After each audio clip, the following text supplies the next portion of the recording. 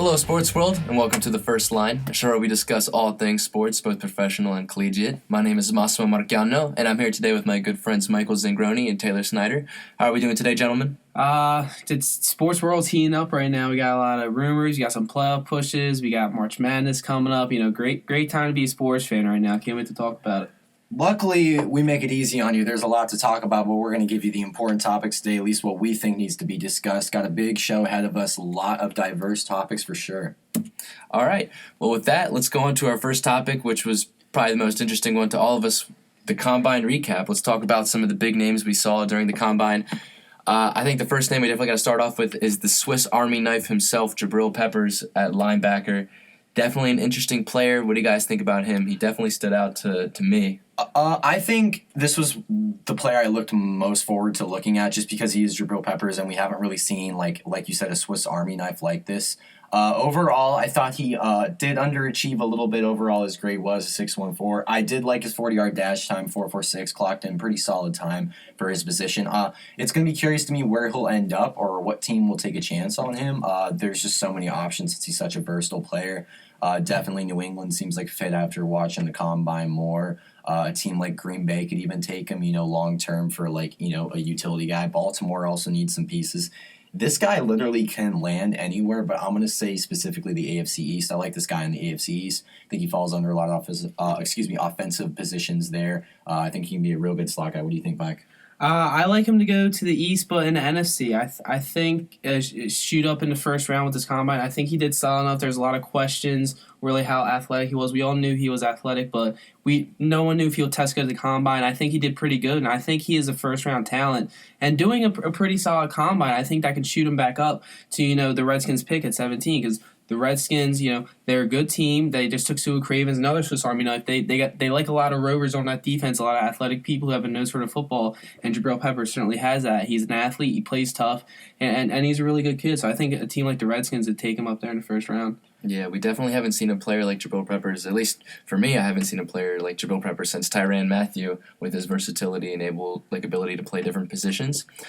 With that, let's move on to the second guy we thought was interesting. This man broke Chris Johnson's record, 4.22. Unfortunately, did not get the award from, I believe it was Adidas. Yeah, got a free island. That would have been something. Didn't get the free island, but John Ross out of Washington, this man, a lot of places for him. What are you guys thinking about John Ross? I like him. A team I literally just mentioned, I see him perfectly fitting on the Baltimore Ravens long-term. Steve Smith Sr. obviously just retired. The future is uncertain long-term with Joe Flacco there. Obviously, the Ravens really aren't what they used to be when they won the Super Bowl versus the 49ers, but I like him in Baltimore a lot. I like him complimenting Kamar Aiken on the other side of the slot.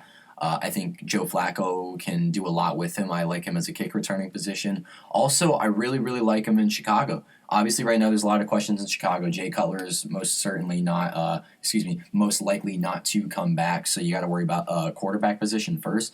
But I do like him long-term in Chicago because we've seen what they've done with kick returners. Obviously, Devin Hester worked out pretty well there. I think he's a great special teams guy. I think he's a good slot guy. He can go deep. Guy can do it all. The Ravens are just a team I think of specifically, but I can easily see him going to the Jets or a team, early in the round. Even the 49ers can make a move for him. I mean, right now we're hearing rumors that they could get Kirk Cousins, but I don't see him maybe even being available at that point to the Ravens at the end of the day. Yeah, I think his speed really helps him out because he was falling towards the end of the first rounds, early second round of mock drafts because he doesn't have the size like Corey Davis and Mike Williams have coming out who were really the top two in wide receiver class. I really don't think that's up for debate. But I think he could have really used a great combine, and by running a 4.22, that's exactly what he needed because we all knew he was fast and he can take the top off defenses like Brandon Cooks. But we didn't know he's 4.22, fastest 40 ever recorded time. So I think that really helps out of stock. I think that solidifies him as a first-round receiver because we've seen teams that love drafting first-round receivers. Last year, we saw there's a span of 3 picks where 3 straight receivers. So I think teams are really looking for receivers. I look at a team like the Eagles, maybe at 14. I personally, as an Eagles fan, I wouldn't personally like that, but that definitely is a move, seeing how the other part of the draft falls out. But I think a team that really can take him is the Titans at 18. You hear him rumored for maybe taking Mike Williams or trading for Brandon Cooks. I think if they're smart, they stay 18 and they can get someone like John Ross, and that could really help show Mariota's arm strength off for them and really, really improve their offense dramatically. Definitely could see John Ross go to the Titans. It'd be interesting as a vertical threat. And honestly, if you watch his highlights, he's also very good at making spectacular catches. I mean, he had 17 touchdowns. He knows how to score too. Yeah, so he's very good at on the one-on-one cornerback situations. By that, let's move on to our next guy, the quarterback who people love and for some reason hate at the same time, Deshaun Watson, who is honestly he's a big name, but to me he's kind of a sleeper because it seems like a lot of these analysts aren't really like with the whole Deshaun Watson wave. But what do you guys think about him right now? I look at Deshaun Watson and I see a lot of flaws. Unfortunately, I'd like to give him props for credit where it's due, but a big thing is hitting guys on slant routes. We've seen in the NFL how big slant routes are. He did struggle with that at the combine. He struggled with that a little bit at Clemson. He has been known to be a little bit hot and cold, especially on the deep ball. In the NFL, you need to be pretty accurate on the deep ball and on the short ball, and I think that's going to really go back to hurt him. I would go as far to say he doesn't even go in the first round, but I can't make a statement like that because I know a team will take a chance on him. When I look at it in the long term, I mean, a team like Kansas City could easily take him. Long term, Alex Smith is getting towards the end of his career, so a team like Kansas City could make a move on Deshaun Watson. Cleveland's most certainly not in the conversation, even though I think that'd be the stupidest move of all time for them to pick up Deshaun Watson. And the Bills really aren't out of the consideration. He can go anywhere. I mean, it's basically just what team wants to take a gamble on him. It's there's a lot of question marks long term. Will he be able to develop into this pro caliber quarterback that a lot of NFL teams seek? I really think he can. And at the combine, he ran a 4.66. A lot of projections were going to have him running slower. We know he's a mobile quarterback. He showed that off at Clemson. He's a great runner. But I think that 4.66 really helps out his 40 because this game's all about speed now. And a lot of teams love fast quarterbacks. And with a quarterback class that is relatively weak, where your number one rated quarterback is someone who started 10 games for UNC and Mitch Trubisky. So is this quarterback class really that special? And I think Deshaun Watson could really make waves with his accuracy, all depending on his pro day, how that goes. But, he did okay at the combine, showed flashes where, he can string together some throws and be a really solid quarterback. He did really good on his 5-step drops. That was something worth noting because, you got to be able to do a 5-step drop if you want to be a good quarterback. But I think a team will be smart not to draft him in the first round, but a team like maybe the Jets in the second round, wait for him to tail end, follow him his flip on day 2. I think that would be a great pick for one of those teams to pick him up in the second round. It would be well worth it. I think I can see like a Teddy Bridgewater type fall right here. Yeah, easily. And also speaking of Teddy Bridgewater, the Minnesota Vikings are also an option if you think about it, because long-term Sam Bradford really an option. is, Makes sense too. It's something to look at, definitely. And with that, let's talk about a couple sleepers that we definitely seen. Let's talk about some local boys. Hassan Reddick out of Temple, defensive lineman. Let's talk about, first of all, we'll start with that 4.52 40-yard dash, and then don't forget that broad jump. He was first among defensive linemen. I think he definitely just did a great job. What do you guys think about him? Hassan Reddick is a monster. I've been watching some games, and, Taylor, we've seen Hassan Reddick. We know what he's about. We've seen plenty of these games, but the former walk-on, and he's a monster. He ran really fast. He really showed how athletic of a man he is. He's not the biggest, but, he showed that he can be the fastest, and he's really athletic with that 11-round broad jump. That's a big thing to show the power and the legs he has as a defensive lineman. He can be a really, really good pass rusher in this league, and it's really shown in mock drafts. And in personal opinion, I think the Steelers were going to take him all along, and I think he can jump in the first round, and the Steelers take him there at 30. Because the Steelers love to get them freaky athletic, defensive linemen out of all these colleges, and I think Hassan Reddick really fits the Steelers' mold. He'll stay in PA. He's a really fast pass runner. They love speed and they love athleticism. I think he's a perfect fit for the Steelers. Yeah, I think if not the Steelers, a team I definitely look at is the Miami Dolphins right now. They've been making some moves over the offseason. Still a little uncertain with the whole Kenny Stills thing. They got a lot of questions with that defensive line. They do, and you got to think about this. And all that? Yeah, you got a guy like Ndamukong Suh. Whether you love or hate the guy, he's a beast. Yeah, he's one of very the consistent. best, very consistent year in, year out. Age doesn't really affect him. And I see him playing very well in the Miami Dolphins system right now. They had a great year defensively last year. Secondary was awesome. I think he complements them quite well. I'd like to say it is the Steelers 100%, but I don't know, man. The Dolphins could take a gamble on him. Some moves. And especially, like you said, Mike, after this combine, a 4.52, 11-1 broad jump. That's a big combine for him. He really showed out. And we, as more than anyone else would know, this entire state, that we got to watch him this year. We saw what he did in person. This guy's very versatile. Mm-hmm. He's overlooked. He's in a good system. Temple football has obviously grown a lot, and he's played in the American Conference, where quarterbacks are very versatile in the American Conference. We've seen a lot of running type quarterbacks, and he handled them quite well. He was the defense last year, in my opinion, on a very good Temple football team. I like him going to the Steelers locally, but I'm going to disagree with you, Mike. I see an upside. I see the Dolphins picking him. All right, and let's end off on one last sleeper. Got Samaj Perine out of Oklahoma. He had 30 reps in the bench press. Guys, this man looks like he might be like a monster. But let's talk about this man. I'm going to start with you. That's something serious. 30 reps in a bench press. That's 5th overall. That's just not 5th overall running backs. That's 5th overall. He's up there with the big, husky, Midwest, offensive lineman, defensive lineman. You could just put up 225 repeatedly. But, Oklahoma running backs, are pretty solid. We've shown them to be pretty good. And 30 reps in his bench press, people saw him as a truck. But if that doesn't just really solidify his strength for you, it's crazy. But we're in a draft class. We have Christian McCaffrey, Dalvin Cook, and Leonard Fournette and stuff. And we have Samaje Perine, who's probably going to fall to around the 4th or 3rd round. And I think a team in the 4th or 3rd round are going to get a steal with him. This dude's a truck, and he really showed in Oklahoma. He was really, him and Joe Mixon were a really great duo back in that backfield, and along with Baker Mayfield helping him out. But I think he's a really good, strong, physical runner that a lot of teams need. And I think if the Eagles don't make a move for Dalvin Cook or anything, I can see maybe them snagging him in the 4th or 3rd round because he's a big running back that can really pair well with Wendell Smallwood. And I think he's a really good back to keep an eye on. Yeah, one team I definitely do look at, and him as well, is the Tampa Bay Buccaneers right now with their whole running back situation. They do need a secure back to complement Jameis Winston. I really like this guy. Like you said, Mike, a lot of people are overlooking him. People really throw the name Christian McCaffrey out there. It's just a really deep class. I would take this guy over Christian McCaffrey every day. Want to know why? Because he's good, he's fast, he's physical, and he's going to punch it in at the goal line. The Tampa Bay Buccaneers did struggle a little bit in the red zone last season, so I think this really adds that compliment. And he's definitely worth a 3rd or 4th round he's pick. Worth it. Definitely worth it because I think he's a 2nd round talent any other year. And if you watch the kid play, he played at Oklahoma. Whether or not the Big 12 is quote unquote competitive anymore, I don't care. The kid had over 1,000 yards last season, 12 touchdowns. But on his career in Oklahoma, he had over 4,000. We saw what he did in huge games last year in the Big 12. He's good. And like you said, Mike, he he did just ball out in the combine. And he played on a very good team in Oklahoma. It's a good system. At the end of the day, Oklahoma players usually translate well in the NFL. I like this kid a lot. I think he's disrespected. And I think the Buccaneers should maybe rethink getting a guy like Dalvin Cook or Christian McCaffrey, maybe looking a little bit more in depth because I think he fits the system really well. All right, and as the Combine has ended, we're going to talk about March Madness, which is coming up. We've got a couple bubble teams we're going to talk about. Alrighty, Mike, we're going to start off with these Marquette Golden Eagles. They were 19-11. They were 10-8 in the conference, 3rd in the Big East. Let's talk about this team right here. What's going on with them? Marquette is an interesting team because you hear Marquette, you just think of Dwayne Wade automatically, but that's throwing it back a little bit. But back to present day, you've seen they have some pretty good wins. They've had a win at Georgia. They had a close game with Wisconsin.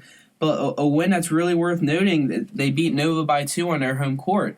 And the Big East is a very good conference, which I think is definitely going to get teams, at least 6 teams in that conference. And it's just a matter of who's going to be fighting for those spots and get them, because you have Villanova, Butler, and Creighton, I think, are solidified. Seton Hall is a good chance. But then you have Providence, Marquette on the bubble. But I think Marquette is that bubble team I can get in because I think they can do some things in the Big East tournament. If they win a couple games and somehow get in the final 6 or 4 teams, they can really make a run in this Big East and get in the March Madness tournament. They can beat teams. They had a really good year, and that 10-8 conference record is struggling in a really good Big East conference. But I think just the strength of that conference, that's a really good way to play themselves in. Yeah, by the way, Marquette, they're still here. They haven't disappeared. And the Big East is still here, by the way, for a lot of you who have probably forgotten at this point. I agree, Mike. You look at them overall and you don't think tournament team, but they are playing in the Big East, and this conference is still very competitive. Creighton, Seton Hall, Providence, Butler, Villanova, all in front of them right now in the standings. Those are not easy teams, and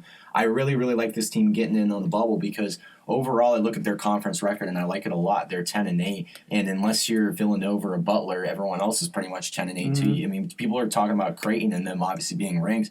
They still have a 10-8 conference record, and I think conference records are huge, and I like how they've played well. I like overall 19-11. That's a very solid record. We talk about how you need the 20 wins, quote-unquote, to get in, but I like them over any other team right now in this bubble watch because they are Marquette and they do have the schedule to back them up. Right now, the big thing that I look at them right now is just the Big East, overall the Big East tournament, and how that's going to play out because, obviously we know the winner of the tournament automatically gets a bid. And if you look at the standings right now, the seeding, realistically, they can make a run at it. I've said this from one of our first shows. I don't think Villanova is as strong this year. A lot of people would criticize me for that. That's just my opinion.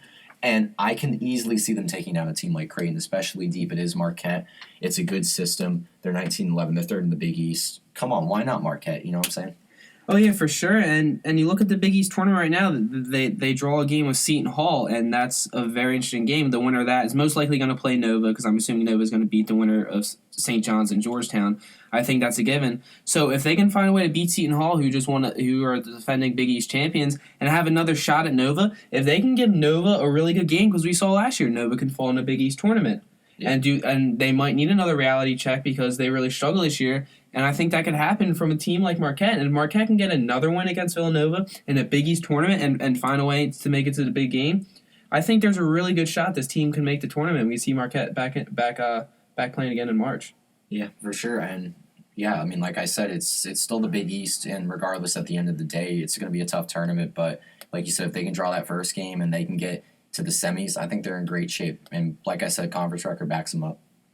Talking about conference records, let's talk about the Syracuse Orange, who are 18-14, and they're 10-8 in the conference of the ACC. But they're not ranked in there, so they're a team still in the bubble, but they need to work a little bit more than Marquette does. They need to work a lot more. So let's talk about Taylor. What do you think about the Syracuse Orange team? It's a no for me. They're not getting in the tournament. I look at it and I just see an 18-14 seventh in the ACC Coastal Conference right now. Two losses I definitely look at are the loss to Boston College and the loss to Virginia Tech at Virginia Tech.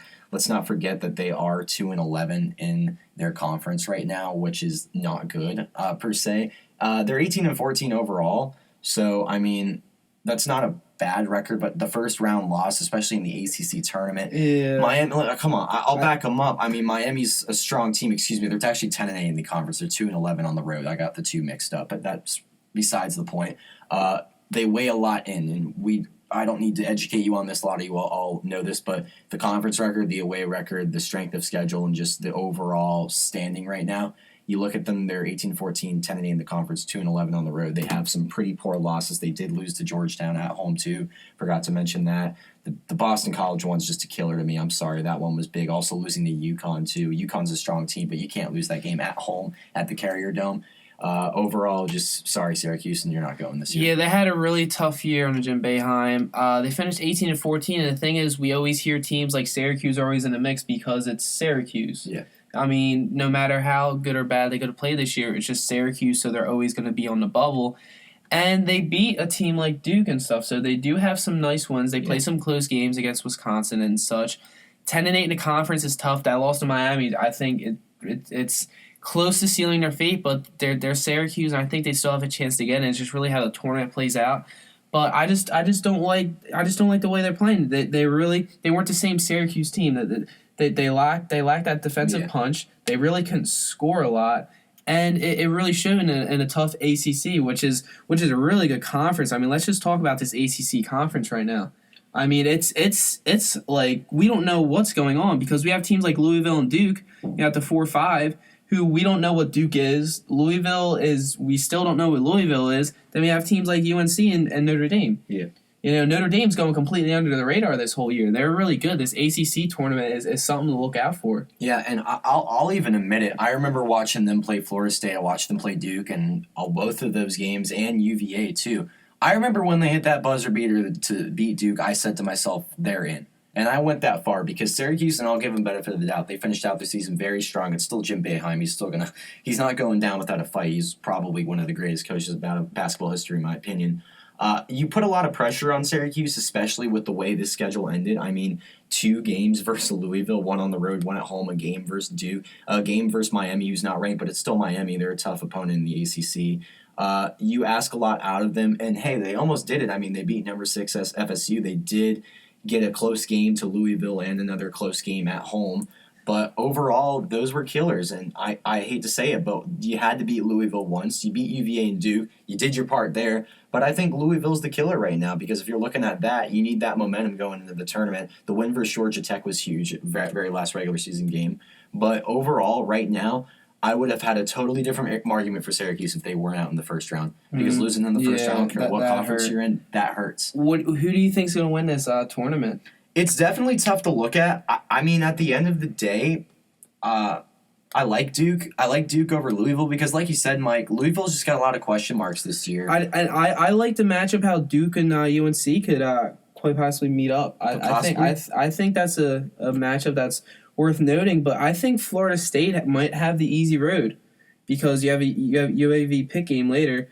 And Notre Dame and UVA, I think Florida State can beat both of those teams because UVA has been on a sort of a slide right now. Yeah. And Notre Dame, they really just went under the radar. They're just flown there. So I just think Florida State is a team that could really make some waves and definitely get in a championship. And I think they're going to play Louisville. I think we're going to see Florida State and Louisville in the ACC championship. But I think Florida State finds a way to win this, so they get the high seeding in the March Madness, and we overrate them like we do almost every other year. It seems like. Yeah, and they got this one kid. I love his name, by the way, Dwayne Bacon. He's averaging 16.9 a game. Kid's solid. I'll back you up on that, Mike, because I've been watching this kid play all season. I love the way he plays.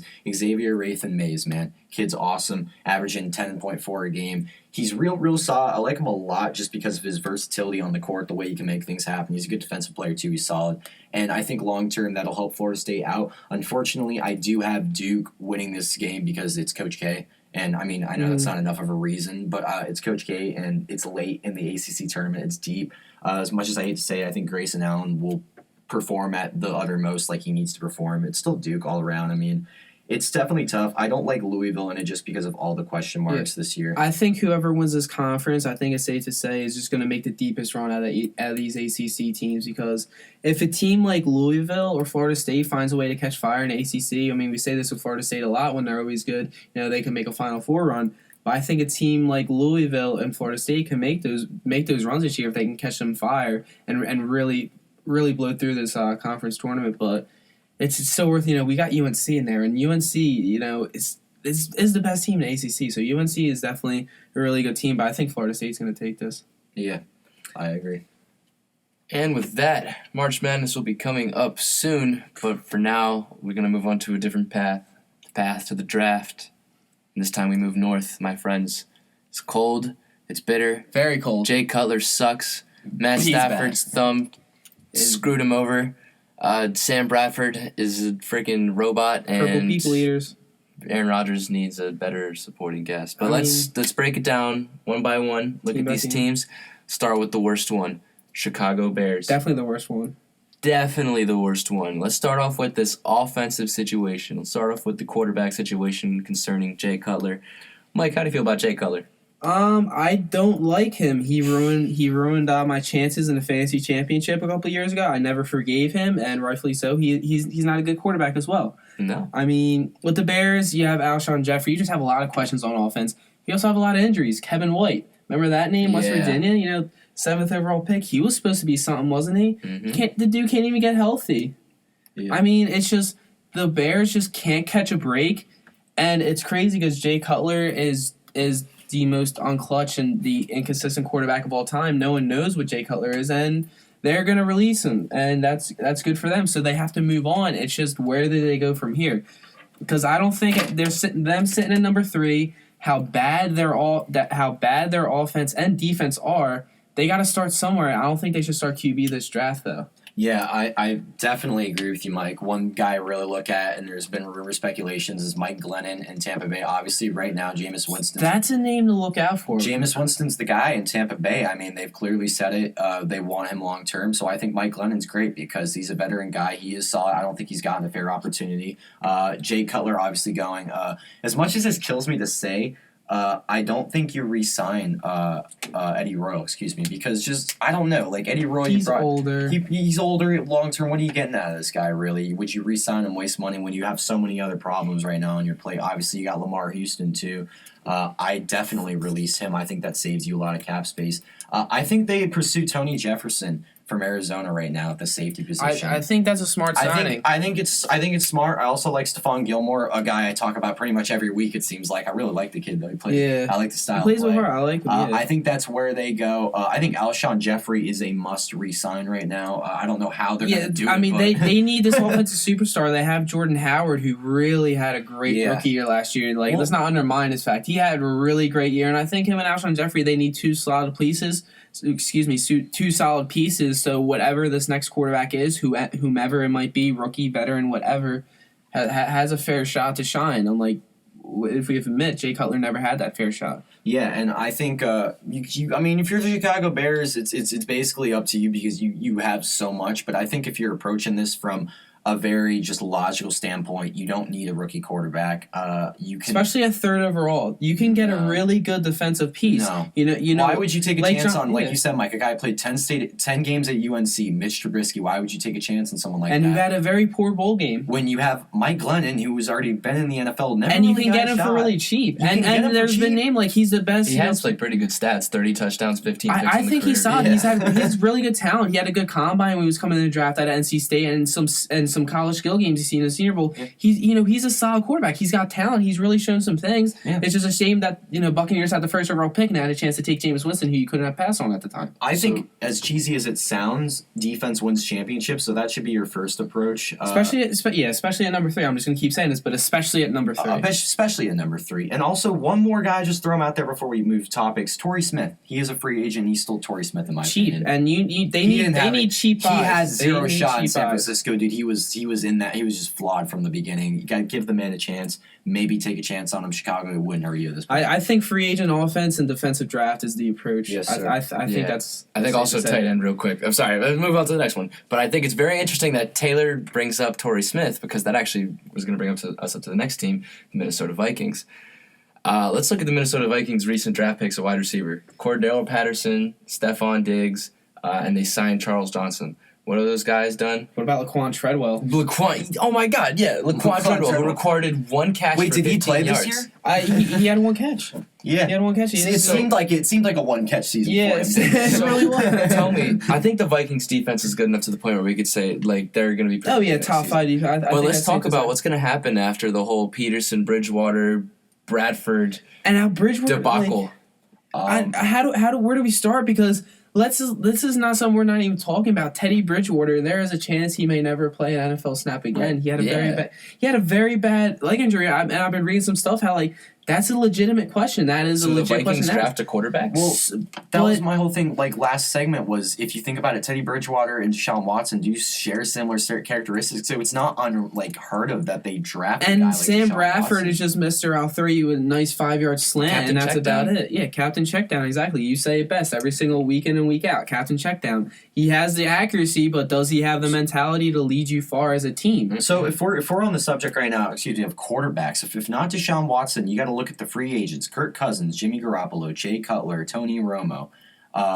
I'm missing one guy I know right now, but out of those 4 off the top of my head, do you realistically see any of them going to Minnesota right now, or the Minnesota Vikings making a move when you have Sam Bradford in there? And let's not... I mean, they gave up a first-round pick for him, so they have to keep him in there. They got to keep Sam Bradford in there, but if you're the Minnesota Vikings right now and you expect to win this division, and a division that is honestly very winnable these days, it's still competitive, it's but always it's very up in winnable. the air. It's always up in the air. You always have the same team. Don't forget there are 2 other superstar quarterbacks playing right now. And you got to remember, and Aaron Rodgers. And you got to remember, while the Lions haven't shown us a lot long term, like deep in the season, it's still Matt Stafford, and he's still a good quarterback. And oh, by the way, Green Bay's not going anywhere. So what are you doing here? Are you basically just settling for a wild card? And it really hurts because they traded their first-round pick to Philly for Sam Bradford.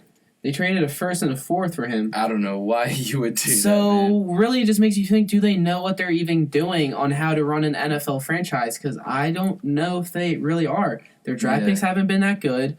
I mean, their defense is good. They know how to draft defense, but they don't know how to handle their offense because you've had Adrian Peterson, but you really haven't had to be able to capitalize that you have Adrian and Peterson. Yeah. You haven't been able to capitalize that. So where do they go? Because they don't have a first-round pick, But I don't know. I just think that they need to get their running back and they need to get some offensive line help and they just need offensive help. They just need offensive pieces. This Vikings team was I think close last year, but I think they're starting to get farther and farther. I mean, their defense is good enough, but their offense is actually it's getting worse. It's really bad, and it's not getting better after Peterson left and Sam Bradford.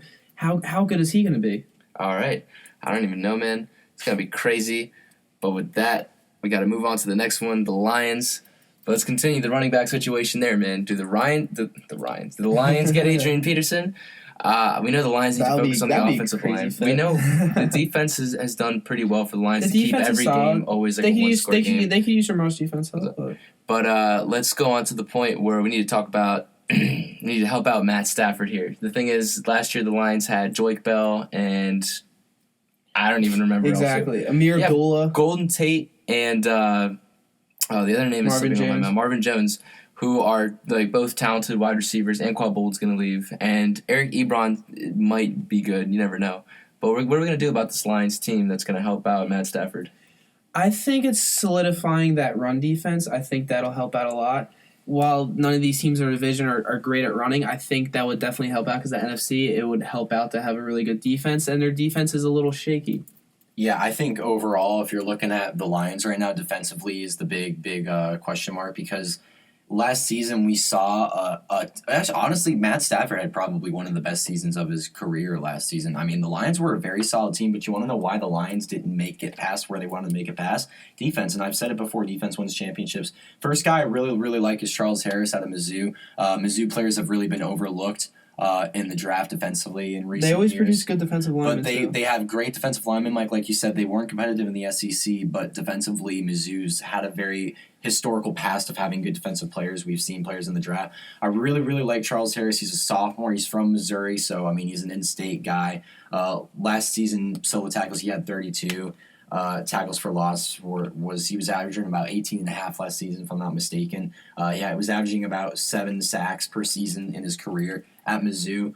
Sack yards were 51. So if you look at it overall, the numbers don't obviously blow you away at first glance. But if you look at the kid overall and the conference he played in the SEC and the system he did at Mizzou, I like this a lot, especially as a Midwest guy.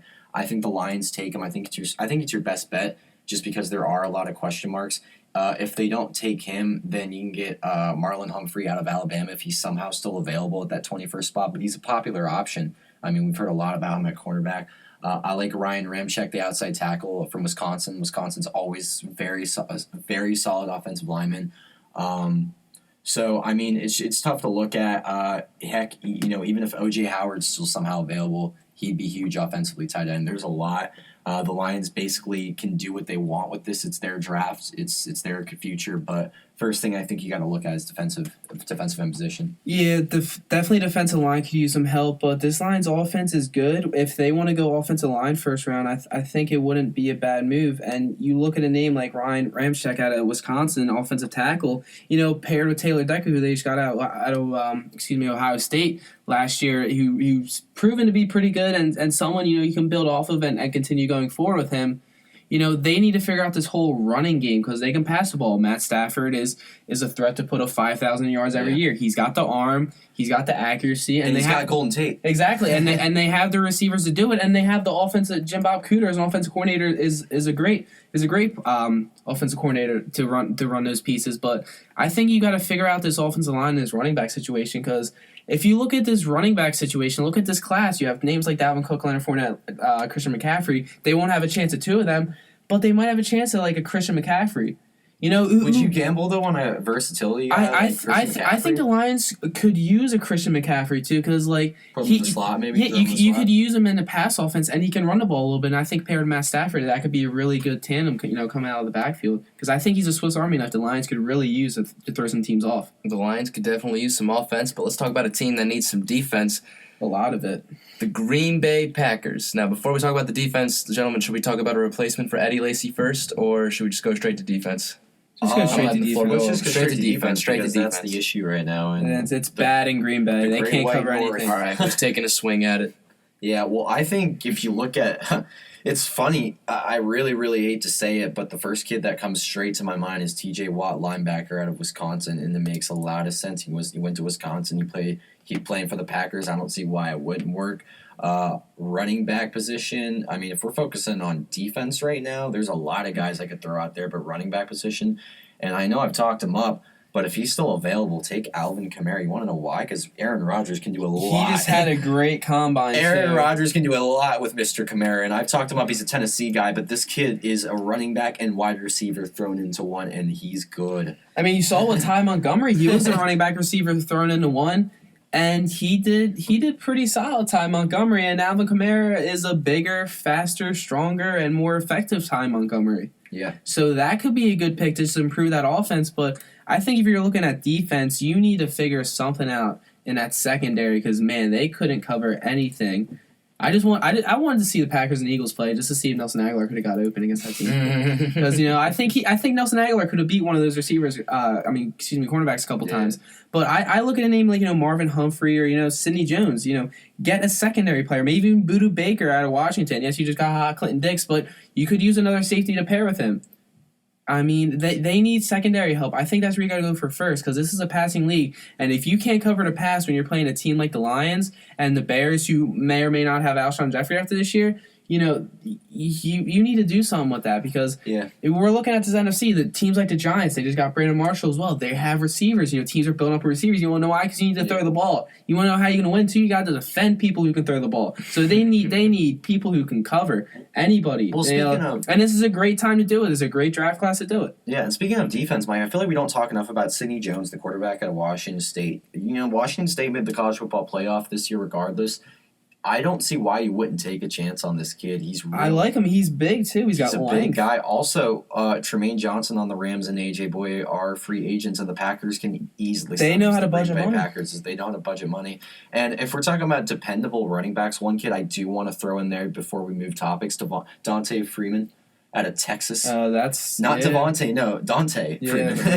Or, excuse me. Yes, Dante Freeman. I get them so mixed up. Man. Yeah, all these Freemans. They all look the same to me. Yeah, I mean, they have a lot of options. They need secondary help and they need running back help. And this draft class and this free agency class, too, is definitely something they could, they definitely deal with it. And that concludes the path to the draft this week. Next week, join us as we talk about the AFC North. We're going to mention teams like the Steelers and the Browns going to go 0-16 next year. No. All right, anyway, let's get on to this minute with Mino stuff. Let's get it. The Columbus Blue Jackets goalie Sergei Bobrovsky recorded his third shutout in a row after a 2-0 victory against the New Jersey Devils. This is a great stat for a team looking to get quality seeding in a jam-packed Eastern Conference. In other news, the San Diego Chargers have released cornerback Brandon Flowers after 3 seasons. Flowers, who has played 9 seasons in the NFL, was released due to poor play and frequent injuries. He enters free agency, possibly playing his last season. German Dallas Mavericks power forward Dirk Nowitzki reached 30,000 points after a 122-111 win against the LA Lakers. This makes Nowitzki the first international player to reach 30,000 points in his career. And finally, the Dallas Cowboys have announced to Tony Romo they will be releasing him this offseason. Romo played 13 seasons for the Cowboys and played his first game in 2006. Second-year player Dak Prescott will replace Tony Romo for the 2017 season. And with that, we move on to a new topic that we have created, something that I have been putting in the works for a bit. I've been working hard about. Something that I feel is very important to talk about in the NFL because if you've watched the show before, you might know that I'm a big advocate for changing the NFL. I can't stand Roger Goodell. But here, I'm just going to say a few things for us before I start this right here. On February 27th, Pittsburgh Steelers signed Antonio Brown to a 4-year extension worth $68 million, while placing the franchise tag on Le'Veon Bell, which is expected to surpass $12 million. Strong safety Eric Berry was signed to a 6-year, $78 million season. Pierre Garçon is rumored to get signed to apparently a 1-year, $16 million season. Andrew Luck was signed to a 6-year, $140 million season. Wow. How many Super Bowls have those teams won since those signings? Or even before? Now, I know Antonio Brown might not be the best one, but still, though, How many Super Bowls do teams win when they sign mega contracts? Ndamukong Suh, tell me what happens. Von Miller, tell me what happens.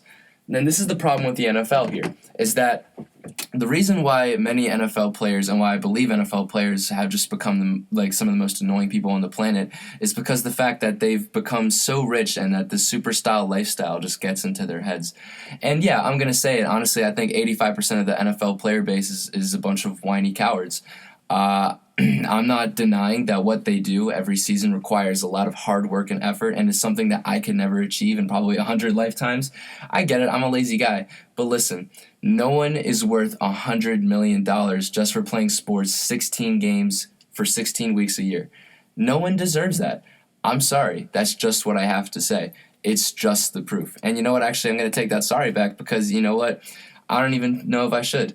Let's look at the players who have been signed to big contracts. Let's look at Dez Bryant, who got a 5-year, $75 million contract. What did Dez Bryant do? Oh, wait, that's right. He was arrested on domestic abuse charges. Let's talk about that. You know, the fact that he's just been able to get away with that stuff.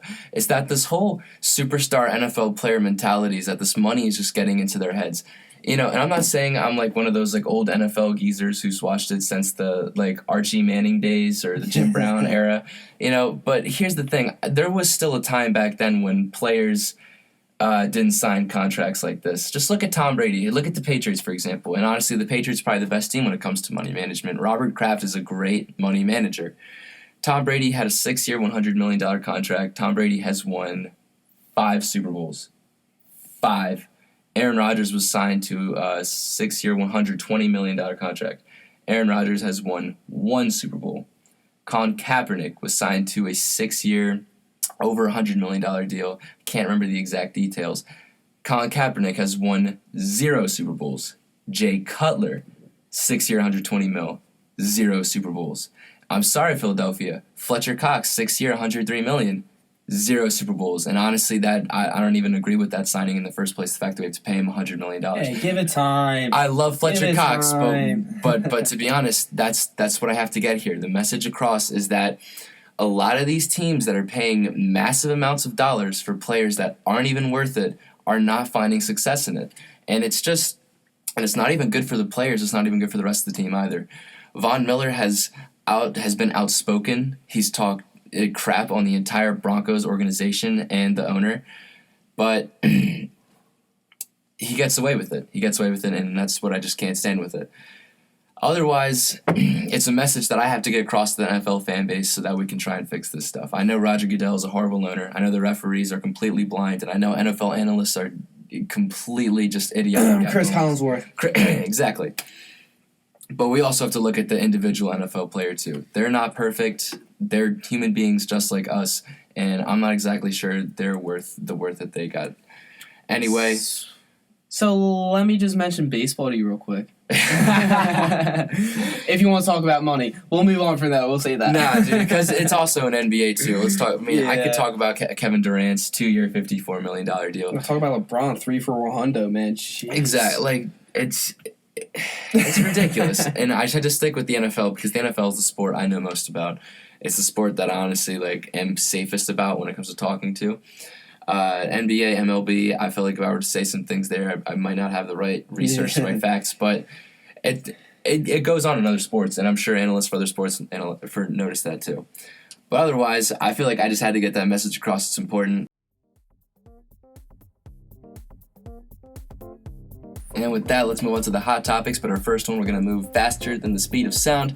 NFL free agency rumors. We're going to start off Alshon Jeffrey. Mike, where's he going to go this offseason? He is going to go to the Tennessee Titans. They need receivers. They have money. They could use some help from Marcus Mariota. And possibly they can get some extra defensive pieces and maybe solidify some more offense, with not out taking a receiver in the first round by signing Alshon Jeffrey. Mr. Snyder. Alshon Jeffrey, don't worry about moving. You're staying right where you are. He's going to Chicago. They need to re-sign him. They're about to lose Eddie Royal. I just just said that in an earlier segment. It makes no sense not to spend the money on Alshon Jeffrey. He is your best offensive player right now. Re-sign. He's going back to Chicago. AJ Bouye, cornerback for the Houston Texans. Michael, where's he going? He is going to stay put in Houston. He is a young, very talented cornerback. Houston has a good defense. Up there in top 5, I think it'll be smart for him to keep up AJ Bouye, keep him as a cornerstone of that defense, and really make that defense solid to have a chance to win this division for upcoming years. Hey, City of Brotherly Love, you finally got your quarterback. He is going to Philadelphia, and I'm telling you right now, because why would you take a chance on a quarterback when you have the chance at AJ Bouye? It will cost you a little bit of money. I got to say, that was a big thing looking into it further into depth, but I like this a lot. I think Philadelphia can definitely afford to sign a guy like this long term. He's solid. I like him a lot. He just had a great year in Houston. He's coming off a big season. Jim Schwartz will complement him quite well. I think he fits in quite well to the defensive scheme of Philadelphia. Welcome to Philadelphia, AJ. Defensive tackle Dontari Poe for the Kansas City Chiefs. Mike, where's he going? He is going to stay in the AFC West. He's just going to move over just a little bit, go to wherever they're playing Raiders, because they the West Coast Raiders. Yeah, just the American Raiders, because they need run defense. Dontari Poe is very big. He is very strong, and he knows how to play defense. He was very good in Kansas City stopping the run. Oakland needs it, and he'll stop the run there. He is going to Miami. Welcome to the Sunshine State, Mr. Dontari. He will complement Cameron Wake quite well with Ndamukong Suh. Like we said, they do need that extra pass rush piece. I've really expressed this deeply. The Miami Dolphins are a good defensive team. They just kind of need that extra piece. I like this a lot. I think it's a new look for him. He gets to stay within the AFC, but move a little bit across the country. You know what I'm saying? Go to Miami. It's warm. I think he'll do well there. For some reason, just see him fitting in quite well. Couldn't give you a specific reason why. I think the big reason for me is to complement Wake and Suh. Martellus Bennett, tight end, former Patriots. Michael, where's he going? All right, so the Jaguars love free agent tight end, so why not take Martellus Bennett? They just shipped out Julius Thomas because he didn't work, so let's just take in another one. Martellus Bennett, they need a tight end. He played really good for the Patriots, shows he's big, fast, and strong even though he's in his 30s, and he's really consistent, and I feel like he'll be solid for them, so I think he needs to go to Jacksonville, and it can really help their chances in an open AFC South. Welcome to the Great White North, Mr. Bennett. Actually, welcome back to the Great White North. I think he's going right back to the NFC North. The Green Bay Packers will get Martellus Bennett. I really like him a lot in this offensive scheme with a guy like Ty Montgomery. We've seen Eddie Lacy. When he's come back and he's healthy, it'll be interesting to see how he'll fit in quite well there. We've seen guys like, Devontae Adams, Randall Cobb. I think this is the guy that Aaron Rodgers has been looking for, that tight end piece. Man, Tom Brady could do it in New England. Aaron Rodgers is going to do it in Green Bay. Welcome to Green Bay, Martellus. And last but not least, former Kansas City Chiefs running back Jamal Charles. He's going to go to the NFC East. He's going to play with the Giants. There's been rumors of Adrian Peterson, but I think Jamal Charles is a better fit for them. They love receiving backs. So is Shane Vereen and other running backs, but I think he gives them a receiving threat. He can run it out of the shotgun, and he's that veteran piece he can use along with Brandon Marshall to make a run at the Cowboys and win this division, make some moves in the NFC East. But I really think that the Giants would be a great fit for Jamal Charles at this point in his career. Yeah, I'd have to agree with you, Mike, but I'm going to go with a bold one right here. I'm going to go with New Orleans. I really like him in New Orleans to complement Drew Brees, especially he is a running back and receiver, and one he can make some plays happen on the screen. I think Brees will like that a lot. Also, the running back position has been a huge question mark in New Orleans in recent years with C.J. Spiller and Mark Ingram. Darren Sproles going to Philadelphia, I think, was a big one on him. Obviously, Pierre Thomas didn't really quite work out in New Orleans, but I think he will fit in quite well to New Orleans. I think they can sign him for a very fair contract considering he is an older player and he does get injured a lot. I don't see why you wouldn't take a chance on him, especially if you're New Orleans right now and you're struggling defensively big time. I think the goal for them is to draft defensively and re-sign offensively, get Jamal Charles. I think Jamal Charles will look dope in a Saints uniform. I'm not going to lie right now. That would look pretty swole. Anyway, let's move on to our second hot topic of the day, NBA injuries. Let's start off with Kevin Durant. Mike, how is this going to impact the Warriors? It's going to impact them a lot because they have the Spurs right on their tail for the number 1 spot in the West, and I think the Spurs can overtake them because if Kevin Durant's out for the season, they really got rid of Harrison Barnes and Andrew Bogut to have room for Kevin Durant and have money. So they don't have those two. Now they don't have Kevin Durant. So this team is really they're really in a tough spot right now. I mean, Kevin Durant, he's having a really good year, averaging 25 points per game. He can shoot it. He fits in a lot better than I thought he would in Golden State, and I'm really happy to see it work out for him.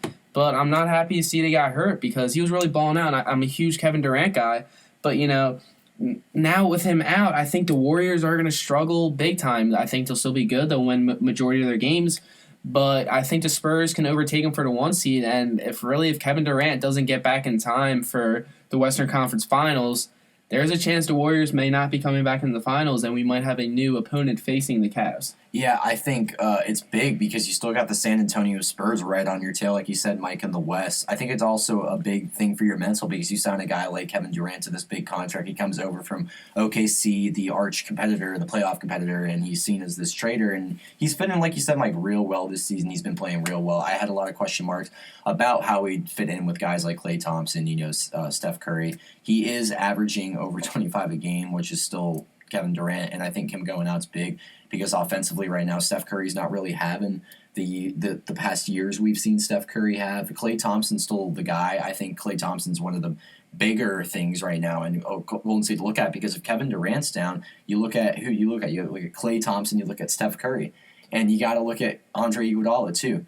Do you think Andre Iguodala, Steph Curry, and Klay Thompson? Now this is a dumb question you got because that's how they did it last year. But do you think right now, especially with how competitive this conference is, the San Antonio Spurs right on your tail, it's still the San Antonio Spurs, it's still Greg Popovich, your head coach.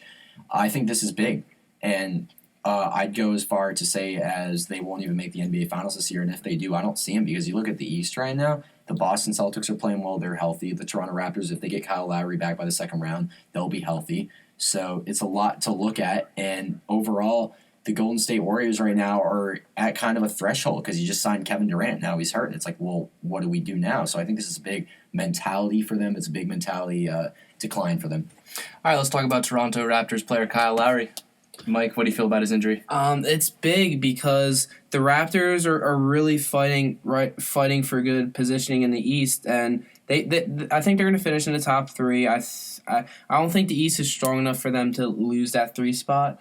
It just all depends when he comes back because I think they can win their first round matchup. DeMar DeRozan can carry it enough, but Kyle Lowry he's been really good these past couple years. He's averaging 7 assists a game. He's throwing in even 5 rebounds, and he's only 6 foot. So he's a really good point guard, and he's a great fit. Him and DeMar DeRozan, in my opinion, other than Klay Thompson and Steph Curry, are the best backcourt in the league. And I think the Raptors really feed off their energy, and especially Kyle Lowry's, because he's a rabbit out there. He just loves playing, and I love watching him play. And it's really going to hurt for the Raptors. But I feel like Kyle Lowry, he's going to be here for the rest of the year. It won't hurt them too much as long as they can get him back by the second week of the playoffs. I mean, the second round of the playoffs. Excuse me, when they possibly going to have a matchup with the Celtics. That's when they're going to miss him because it's going to be easy to win in the first round. But they need Kyle Lowry if they want to make the conference finals. Yeah, it's definitely interesting, Mike, because when I saw DeMar DeRozan actually play earlier in the year versus the Boston Celtics, he had one of the best games of his career. Let me get that straight. So it'll be interesting to see because, like we said, it's more likely than not that they do play the Boston Celtics in the second round. If they don't have Kyle Lowry back by then, will DeMar DeRozan be able to quote-unquote carry this team past the Boston Celtics because the Boston Celtics are playing some of the best basketball I've ever seen them play since the quote-unquote Big Three was in Boston. Right now, they're second in the Atlantic. They're 2.5 behind Boston. They're neck and neck, in my opinion. You play 7 games. I couldn't tell you who wins that series right now. But you play 7 games without Kyle Lowry, Boston Celtics win that series because you don't have Kyle Lowry, and that's that extra piece. And the Boston Celtics have defense and offense.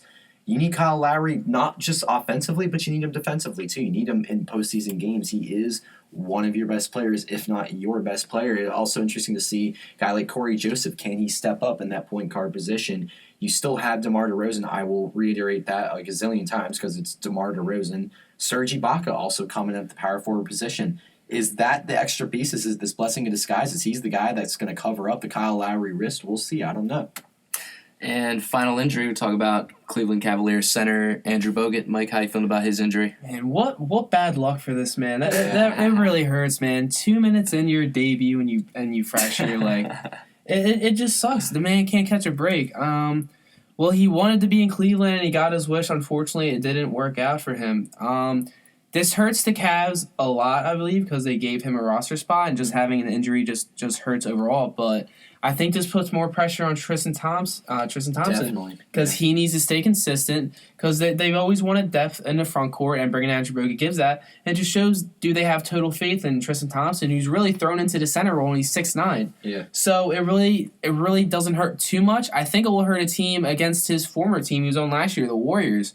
I think it just really hurts them that they don't have that big man in the middle, and they just don't have that extra piece, even though Tristan Thompson really can't cut it because Kevin Love's not that great defensive piece. So I think it hurts him, but it doesn't kill them, because I think they can still make the finals without him. I don't think I would say it hurts them zero, but it does hurt them in the scheme of Tristan Thompson. I like a lot. He's a Texas player. He did play real well in the postseason last year. He's not supposed to be averaging crazy numbers. He's your big guy. He's your centerpiece. I think the centerpiece is crucial in basketball, especially we've seen with Andrew Bogut leaving Golden State, that centerpiece kind of being absent. And a lot of people didn't talk about that when he left Golden State. They didn't think it would be that big, but I actually thought otherwise. I thought that was huge that they lost Andrew Bogut. And when he went to Cleveland, I was like, oh, man, the Cavaliers are going to sweep right through. They're going to win another NBA title. But now that he's gone, you look at the team and you think, all right, well, while you would like to say that it wouldn't hurt, it is going to hurt you because the center position is huge in basketball. Is Tristan Thompson going to be the kid that's going to take you through the NBA Finals and win a title? I mean, there's a lot to talk about. My opinion is it hurts you a lot, but I'll also say this to counter-argue, but my opinion is set in stone that, yes, it does hurt you a lot, but I will say this. The Cavaliers, you look at the roster, I mean, it's as long as Tristan, I think the big thing is Tristan Thompson, and if he can step up, you're fine, because you still got Kyle Korver, you still got Kevin Love, you still got Kyrie Irving, and you just brought a guy, Derek Williams, who's been playing kind of solid. I mean, the Arizona kid, we haven't heard from him in a while. You still got Deron Williams. Deron Williams been there, done that. He's a veteran. I like him a lot. You still have J.R. Smith in the playoffs. J.R. Smith is awesome in the playoffs. I mean, I think they're fine in the East. It just all depends who they match up against in the finals, which is either going to be the Warriors or Spurs. It doesn't. It hurts a little bit, but doesn't kill them. No. I think they're fine. And speaking of the Warriors and the Spurs, we're going to move on to a new section of hot topics we like to call Game of the Week. We're not going to do this every week, but we're going to do this every time we find an interesting game. But we're going to talk about Saturday, 8:30, ABC. Golden State Warriors at San Antonio Spurs.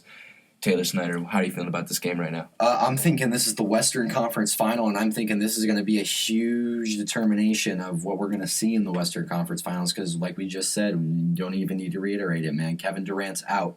So it's the first game without Kevin Durant playing the San Antonio Spurs in San Antonio on their home court.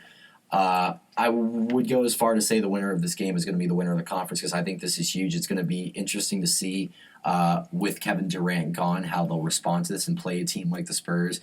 We've discussed the Spurs all season. Kawhi Leonard, obviously, don't even need to mention him. He's had an awesome season. Every year, it just seems like he has an awesome season defensively, offensively. I think you're facing him without Andrew Bogut in Golden State now. You know, we've obviously talked about that center position being a problem. I think that overall, this will be a big test because of the offensive power that San Antonio has and the offensive power that Golden State has. But defense is going to be a big thing, and I think the Spurs have the defensive edge. What do you think, Mike? And that's another thing, defense. These are very good defensive teams. Yeah. Kevin Durant is really never known for his defense, so it won't kill him on the defensive end, but he's their leading point getter, and he's their leading rebounder. Yeah. You know, Kevin Durant is a big part of this Warriors team, and this is really their first big true test to see where they actually are without Kevin Durant playing the Spurs. This is, I think it's safe to say, this is a Western Conference Finals preview because there's really no other teams other than my beloved Utah Jazz. Yeah. but this is going to be an interesting game because, like I mentioned, the Warriors are without Kevin Durant, their leading point and rebound getter, and Kawhi Leonard. Can we talk about him for MVP for a second? Yeah. We really haven't talked about him. Westbrook Harden. I'll put him in there. But, talk about him for MVP. I mean, he's a monster, and the thing is, who's going to guard him now? Because they could have maybe thrown a 6'11" Kevin Durant on him, threw him off, but who are they going to throw on him? A Klay Thompson? I don't know. I mean, it's just without Kevin Durant. I just think there's a hole there because it's not like they have Harrison Barnes anymore, who can play defense and is a good wing player, and their depth is not as good as they usually is. So I think the Spurs, if they really want to stay dominant right now and say, okay, we're here, this is our time to strike. Kevin Durant's hurt. They got to do it now because I think this is a really good team. Tony Parker still dropping dimes like he always does. Manu Ginobili's doing his little thing. Pau Gasol's having a really good debut year at the Spurs. And Kawhi Leonard's playing at an MVP level, so if you're the Spurs, why not take advantage of this national spotlight, prime time, and beat the living heck out of the Warriors, who are without Kevin Durant? And really, we want to see how they're going to react. So can the Spurs just get in their head right now and say, okay, we can beat you, and we know we can beat you a lot because we're a very good team. Yeah, it's really. It's like you can't pick a winner just because they're so evenly matched, specifically if we're talking about this game, but I think San Antonio walks away with a win here, and I think that's huge, like we said, Mike, for the mental. And overall, I think San Antonio at the center position just obviously has the edge. Pau Gasol is old, but he's still Pau Gasol. And if you look at, like you said, Mike, Tony Parker's still dropping dimes, Kawhi Leonard's playing great. Danny Green's having a pretty solid season himself. You know, it's not like a flashy team, but overall, if you look at their statistics and you watch them play, and you know it's still the Spurs regardless, and you still got Ginobili and Parker playing, you know, their butts off like night in night out for this team as if they never age. You really got to think about this. Is this perhaps maybe the start of the Spurs maybe taking the spotlight? You know what I'm saying? Because like if you look at long term right now, the Spurs are getting older and older. And so I think right now the Spurs, if they're going to do anything, it's right now the spotlight. Because 5 years from now, will the spotlight still be on the San Antonio Spurs regarding if Craig Popovich is still head coach and Ginobili and Parker are still even playing in the NBA? I think right now, if you want to really just get that extra spark in your legacy, the time's now, and you got an injured Kevin Durant, this is a golden opportunity on your home court, Saturday night, prime time. I would say this is a must-win for the San Antonio Spurs. Yeah, this is a must-win for San Antonio Spurs. There's no excuse why they can't win this game. But I think with this injury in a game like this, Steph Curry has to be in the spotlight. All eyes have to be on Steph Curry. You know, no choice. They have to be on him because he's really had it easy this year. You know, Kevin Durant coming in and takes a lot of the offensive load. All Steph Curry's got to do every other possession is go and just chuck up a three. He's good. Every other 3 possessions, you know, he's got to relax. But this is where you make your money, Steph Curry. We know you're good. We know you can shoot. We know you can score with the best of them. We know you can do everything with the best of them. But this is where you show up. Yeah. Because, you know, a lot of people are questioning, you know, without Kevin Durant, are they going to be good?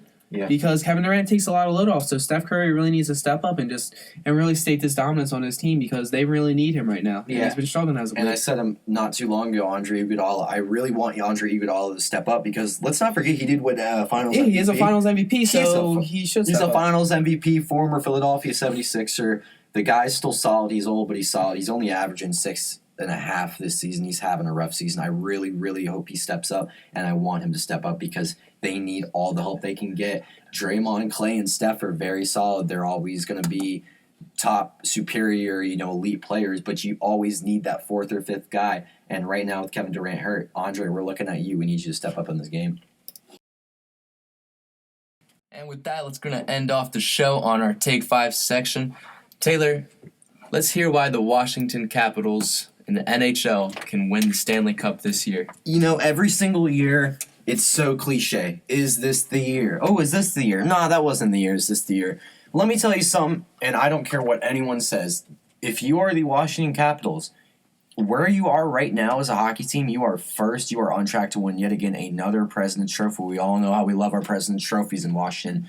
There is absolutely no excuse. This is the year, and I'm going to tell you why. Here's my take 5. First reason, Kevin Shattenkirk, he just traded for a Stanley Cup, if you think about it. Why else would they trade for Kevin Shattenkirk?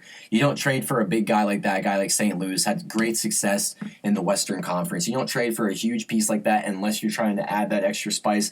Let's talk about this defense, shall we? Because this defense is stacked. You have Carl Alsner, John Carlson, 2 veteran guys in Washington. Been there, done that. They've seen it. They've done that. They've always been very secure options. Once again, they proved it this season, having all extraordinary seasons. You have young guys. You have Taylor Chorney. You have Dmitry Orlov. You still have Brooks Orpik, a veteran. Seems like Brooks Orpik will never leave Washington. The defense is absolutely stacked. They're playing out of their minds. And oh, by the way, they allowed 40 fewer goals than they did the season they won the President's Trophy 09-10, which in a lot of sports writers' eyes was the greatest Washington Capitals team to ever take the ice. I disagree because if they weren't, they would have let in 40 fewer goals in this team. Number 2, Braden Holtby's in net. I don't care what you say. Braden Holtby's the best in the business right now. He's averaging a .929 save percentage. He has 8 shutouts, 1.93 goals allowed. Like, leads the league right now. Also, let's not forget the fact that when the Washington Capitals were going through those years, they never really had a secure goaltender. They had Chris Paul Hiwe, they had Michael Neuver, they had Varlamov, they had They remember in the early years they had Colsey. They were kind of switching around from goalie to goalie. Right now they have a secure option at goalie. You have Braden Holtby, brought him up from Hershey. What was that? Excuse me, seems like 4 or 5 years ago by now. He's developed. He's strong. The guy knows what he's doing. He's a great goaltender. You have Braden Holtby, and now why would you lose? Number 3, 5th in PK, 1st in goals allowed as a team, 7th in power play, 3rd in goals for. Stats are remarkable all around. This team offensively has done extraordinary things. Nick Backstrom's playing the hockey of his life. He just brought up Jacob Verana from Hershey. He's fantastic. Mojo's still going to be Mojo. Evgeny Kuznetsov, if he can step up in the playoffs, there's absolutely no excuse offensively. Let's move to the wing position, shall we? You have Mr. Game 7. You have Justin Williams in there. Justin Williams. You have TJ Oshie, who you signed all that money. You got it, TJ. I'm sorry, man. It's time to earn your paycheck, but you really haven't been earning it too much in the postseason. We all know you had that game winner in the first round versus the Flyers. That's not cutting it for me, man. You got to do a little bit more than just a game winner. I need you to step up, and I need the rest of the offense to step up. I look at Tom Wilson. I need him to come up big. I need that extra piece right now. I also look at one more guy, Jay Beagle. He is remarkable in the postseason. Number 4, Backstrom, 46 assists. Oh my gosh. And Ovechkin. I've literally just said it. Nick Backstrom is at the peak of his career right now. This season is the best season that Nick Backstrom has ever had as a hockey player. Alex Ovechkin's still going to be Alex Ovechkin year in, year out. He's still going to give you the postseason numbers. He's still going to give you the regular season numbers. He's still going to be 5th in the league in points and goals. You look at Nick Backstrom. He's got 21 goals this season, 46 in assists, 67 points overall.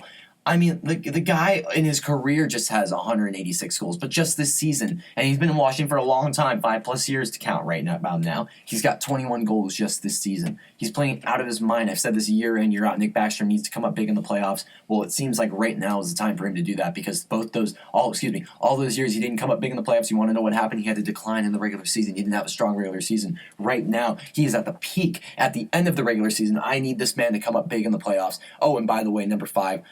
This has to be the year. There's no excuse whatsoever. This is a no-brainer. Number 5, Barry Trotz is your coach. Alex Ovechkin, Nick Backstrom are your 2 elite players. You have TJ Oshie up there. You got Mr. Game 7. You most certainly have the defense. There is no excuse all around. Washington, if you don't win the Stanley Cup this year, you never will. That's my take 5. Mike, you're up.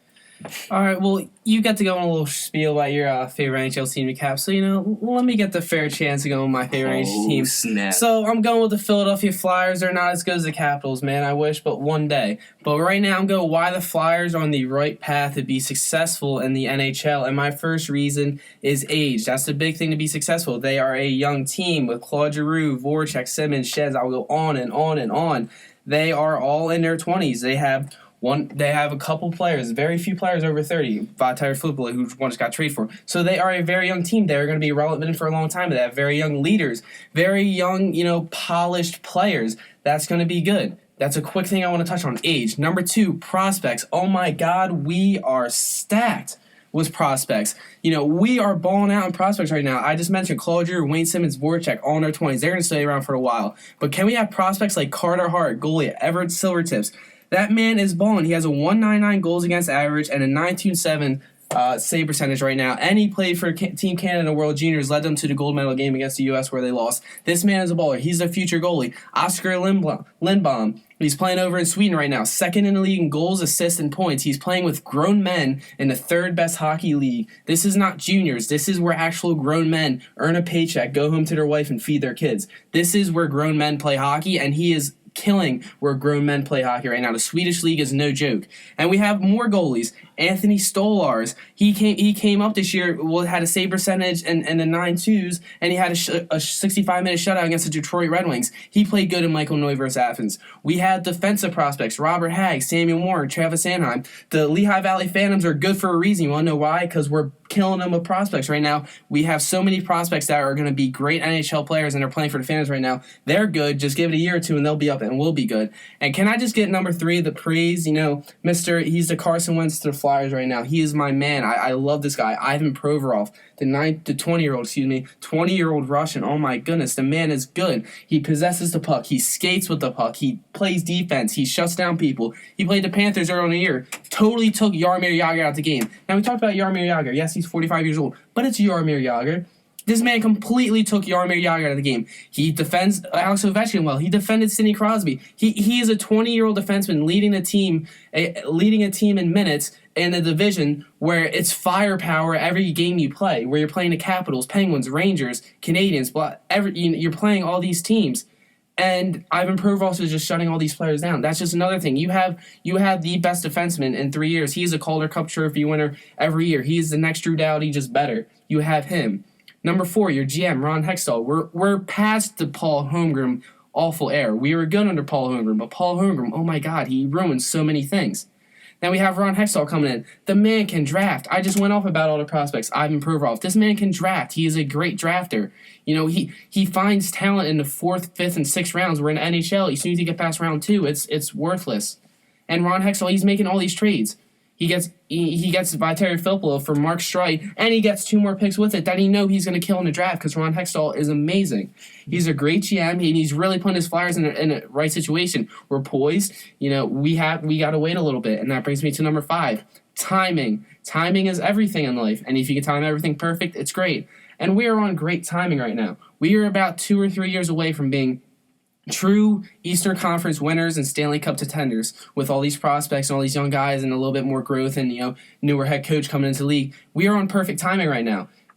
The Capitals, the Penguins, they got a lot of their star players going into their 30s. They're going to get a little bit older. And they don't have young players like we do. Our timing is just great right now. You look at the Rangers, a team that's always good in the Metro. Where's Henrik Lundqvist going to be in 3 years? I think he's going to be retired in 3 years, so you can take the Rangers out of the picture.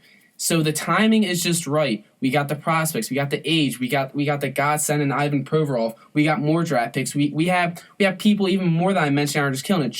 German Rupstov, freaking Taylor Lear is killing it in Lehigh Valley. Jordan Wheel's coming up. Nick Cousins, Travis Konechny. I can just go on and on and on. We had 9 players play in the World Juniors Hockey Championship. 9 players. It would have been 11, but 2 of them are already on the team right now. So this team is built for success in the future. We got great players. The timing is right. We're on the right path. Give it a couple years, and we'll be balling.